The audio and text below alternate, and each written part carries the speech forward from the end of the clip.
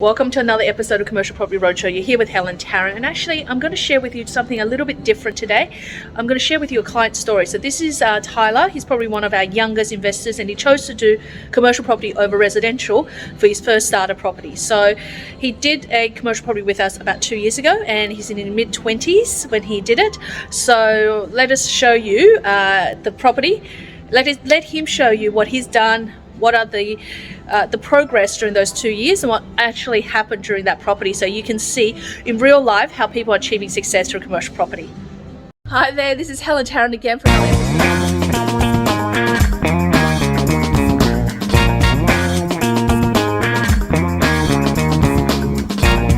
with our whole team. Wow, it's massive. Here we go. So, share. You guys should now see the screen, right? Hey, well done. Okay, so this is the property that both Helen and Stephen found me about 2 years ago, which is 98 High Street in Maitland.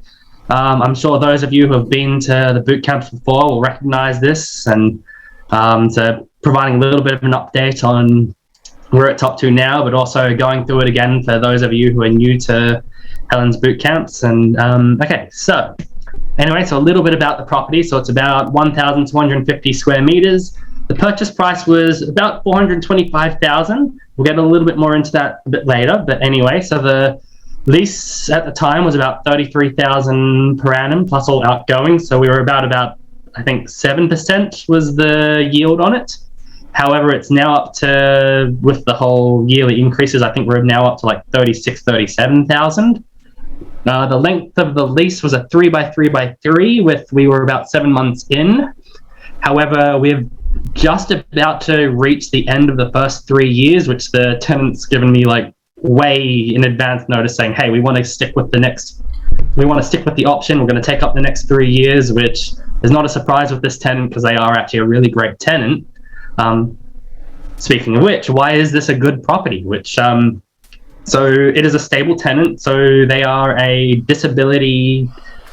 I'm not sure. Yeah. So like they're like a disability group where they take care of like disabled people, where they come and like do activities with them and all of that. So they're part of Sunnyfields, which you might see them around here and there as like a big corporation. They've got a few places which they're operating from. But the other big thing on why it's not a surprise that they're taking up the next option is that the tenant has spent money improving the property. And like the moment when the tenant is spending their own money to improve the property, they're not going to be just wanting to pick up shop and just leave and disappear. It's not going to be like your mum and dad from the operating a fish and chip store who could just be like, you know what, this isn't our thing anymore. Like they've actually invested their own money to improve the property. So they're of course planning to be here long term. So improving the property, so what have they done? They've worked on, there's a shed that they've built, an outdoor area, so working on the car park. They've built their own disabled access bathroom because being like meeting disabled, like the disability criteria, they've had to have a disabled bathroom. And if any of you who have sort of gone into this before and looked at disabled stuff, disabled bathrooms, disabled ramps and all that are ridiculously expensive. So it's good that they've been the ones to pay for that.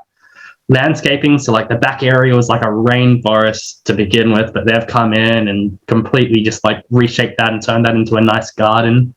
I actually haven't seen it since they've actually properly done it up. I should probably go see that sometime.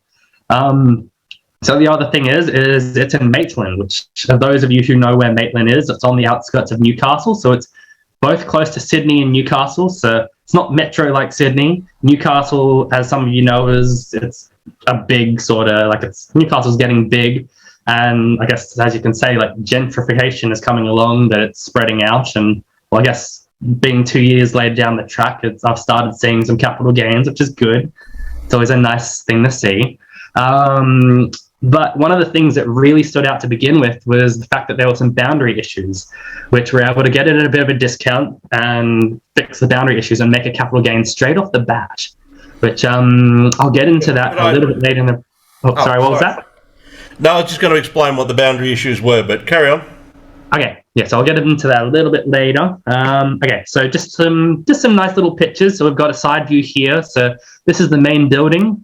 So that's where like they do all their things. This is like an extension where they like have activities. This is the shed that they've built, the car park that they've made.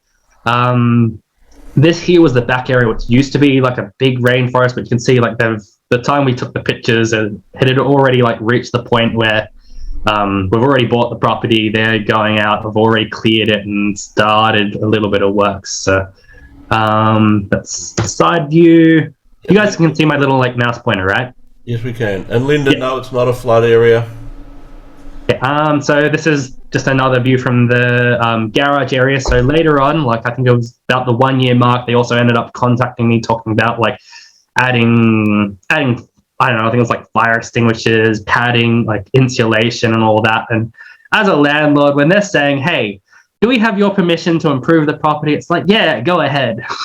Why you even ask? Just go ahead, as long as it's nothing crazy. This here is the disabled bathroom. Nothing special, it's a disabled bathroom, but as mentioned, like when you start getting all the fancy toilets and all that stuff, the prices really start adding up on adding those to properties. So anyway, so the boundary issues. So here's the boundary issues, which it was so the rear boundary was not properly defined, which it was based on a mean high water mark from an old creek, which was like years ago, like decades ago kind of thing. And the thing was it was called a limited lease title, I believe was the terminology, which means like, yeah, the property, like the boundaries hadn't been properly defined. So when the bank's like, what? We don't know what the boundaries are. That seems scary. We don't want to finance that. So previously there'd been the real estate had sold the property for like $550,000 to begin with.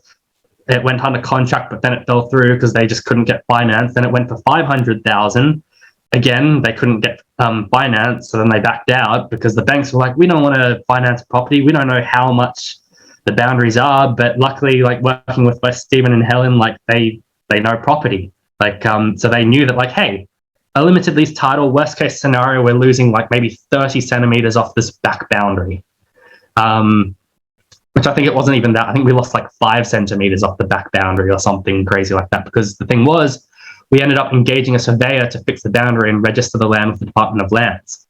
Because the thing was, I guess this is the thing, like when you see properties with like an issue, it's always worthwhile, instead of just like freaking out and running like everyone else is, looking and thinking, how much would it actually cost to fix this issue? And how much can I say, like how much of a discount can we get off of the property because of the issue? So thankfully, having like Helen being able to like do all her negotiating with the whole real estate, they were able to bring the price down to $425,000, which we ended up buying it for. Oh, well, here it is. What did it cost? So we end up, yes, as mentioned, Helen was able to negotiate the price down to $425,000. So that's a pretty steep discount, going from $550,000 to $425,000. Stamp duty and legals, surveyor update to update the boundary, the legals to register the plan. Basically, we were in at $450,000, which I don't know about you guys, but we paid $451,000 and agents sold it for over $500,000 twice, but the bank wouldn't finance it because of the title. Paying that little bit extra to end up at $450,000, we ended up with a $50,000 capital gain straight off the bat, basically. After it's like, because we did ended up sorting out all the title and that, being like, I guess, conservative with the numbers, reaching 500,000 would be a fair thing if I wanted to sell it straight away. But being at 7% yield, it was like, you know what, let's hold on to this for a while, and also knowing that, hey, it's a stable tenant, and knowing that like, hey, gentrification is probably coming around the corner eventually. So how much is it worth now? Because this was a property that I ended up buying with them about 2 years ago. So we paid $451,000. The bank valuation that came back, I think it was like 2 months ago, or maybe 3 months ago now. The bank valuation ended up at $600,000. So thinking of it on like a financial aspect, we made an initial capital gain of $50,000, and over 2 years a further capital gain of $100,000. So thinking like logically, I entered this deal with about $150,000. I think I started with a little bit less than that. So basically, I've doubled my money in 2 years' time, because I ended up with a total capital gain of $150,000. So I guess the other question is, so where now? The thing is so I've started talking with Helen and Stephen and talking like, hey, let's get into the next deal. So I guess where Jerry's beaten me to being the youngest property investor, I think I'm now going to be the youngest returning investor with you guys, right? Yep. Everyone loves a bit of competition. So, Jerry, you're going to have to up your game, son. Yeah. So anyway, so we've talked about two options, which we're still discussing what the best way to go is, because there's, say, we could refinance and take that 150,000 out, and I'd be basically almost where I started, but now a property still going on in the background, and be starting to try look for another deal of a similar level. Or we've talked about maybe it might be a good idea to sell the property, reach the next bracket, because being able to sell the property would end up 300,000 pulled out, would reach the next bracket and be able to hit like the deals that are reaching in the like over the $1 million mark, which supposedly there's a lot more options there on looking at what we could find. So hopefully you really enjoyed that. Now, it's just amazing that what you can do when you get started in commercial property, and it's all about strategy. You see, for Tyler, it's important for him to have a property that has had some issues that he can fix up and really get that uplift so he can go and buy again. Now, for someone else who has no time, who's working full time and who's in a really, really busy job, you want something set and forget. But if you were perhaps, semi-retired, or if you come from a development background, maybe a property that you can do an uplift for, or maybe a property you can do an extension for is the right property for you. There's so many different strategies in commercial property. It's about getting the right one for you. So all you have to do, if you want to find out and want us to do a personalized strategy session, is reach out to me at helentarrant.com or email me at helen@commercialpropertycashflow.com.au, and we can connect and I can help you and jump on a strategy call, and I'll walk you through step by step how you can achieve financial freedom through commercial property.